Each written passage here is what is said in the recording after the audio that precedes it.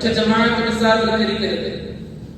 ഒരൊറ്റ ഭാഗത്തിന്റെയും ഇഖാമത്തിന്റെയും ഇടയിലുള്ള സമയങ്ങളിൽ നിസ്സാരവൽക്കരിക്കരുത്.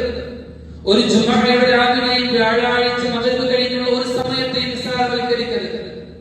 പിന്നീട് കിട്ടുന്ന തിങ്കളാഴ്ച ദിവസങ്ങളിൽ വ്യാഴാഴ്ച ദിവസങ്ങളിൽ കിട്ടുന്ന ഒരൊറ്റ സുന്നത്ത് നോമ്പുകൾ പാഴാക്കരുത്. എന്തുകൊണ്ടാണ്?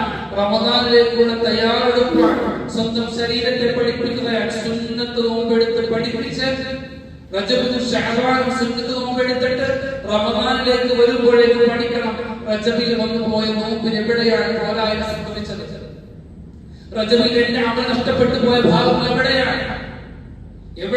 ഗീബത്ത് പറയാനും നമീമത്ത് പറയാനും ഫിത്ന പറയാനും ഫസാദ് പറയാനും സമയം നഷ്ടമാക്കിയ എവിടെയാണ്?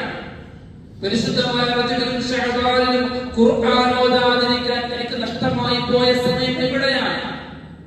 കഴിഞ്ഞു പോയ വർഷങ്ങളിലോ മാസങ്ങളിലോ ഏതൊരാളുമായിട്ടാണ് എനിക്ക് പിണക്കം സംഭവിച്ചത്? ആരോടൊക്കെയാണ് എനിക്ക് പൊരുത്തം ചോദിക്കാനുള്ളത്?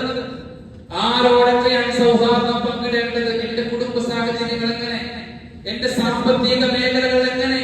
എല്ലാ നിലക്കും വിശുദ്ധിയാർജിച്ച് ബറക്കത്തുടയവനായിട്ട് വേണം ഇൻഷാ അല്ലാഹ് റമദാനിന്റെ ഒന്നാമത്തെ അമ്പിളിക്കതിനെ കാണാൻ അല്ലാഹു തൗഫീഖ് പ്രദാനം ചെയ്യുമാറാകട്ടെ. വലിയ തയ്യാറെടുപ്പിന്റെ മാസമാണ്. രാഷ്ട്രീയ തെരഞ്ഞെടുപ്പിലൊക്കെ നാം എങ്ങനെയായിരുന്നു? രാപ്പകലില്ലാത്ത ഓട്ടമാണ്. ഒരാൾക്കയോ വേണ്ടി സംസാരിക്കുകയാണ്. ഒരു സോഷ്യൽ കമ്മിറ്റ്മെന്റുമായി ബന്ധപ്പെട്ട് രാപ്പകലില്ലാത്ത അധ്വാനങ്ങളായിരുന്നെങ്കിൽ, അത് തെരഞ്ഞെടുപ്പിന്റെ ഭാഗമായിരുന്നെങ്കിൽ ഇനിയുള്ള തയ്യാറെടുപ്പിന്റെ നാളുകളാണ്.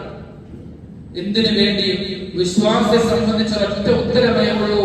അത് പരിശുദ്ധമായ റമദാനിന് വേണ്ടിയുള്ള തയ്യാറെടുപ്പാണ്. അതിന്റെ അടയാളങ്ങളും അലയൊലികളും ഇവിടെ ഒരു ദർപ്പണത്തിൽ എന്നതുപോലെ നമുക്ക് കാണാൻ സാധിക്കണം. അല്ലാഹു തൗഫീഖ് പ്രദാനം ചെയ്യുമാറാകട്ടെ.